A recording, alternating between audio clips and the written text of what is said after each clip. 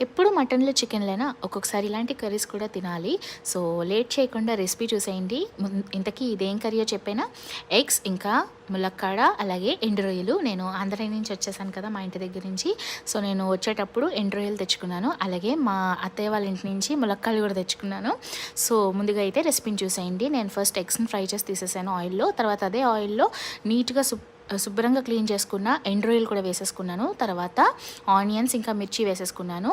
ఆనియన్స్‌తో పాటే ములక్కాడలు కూడా వేసేసుకోవాలి. అప్పుడు ములక్కాడలు బాగా మగ్గుతాయి. సో, బాగా మూత పెట్టేసుకుని మగ్గించేసుకున్నాక చూసారు కదా, ములక్కాడలు చక్కగా మగ్గిపోయాయి. ఇలా మగ్గాలన్నమాట.